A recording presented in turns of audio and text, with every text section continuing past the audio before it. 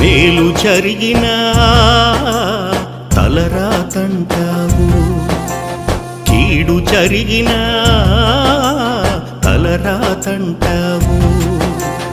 ఏమి జరిగినా తలరాతంటావు, ఇంకేమి జరిగినా తలరాతంటావు.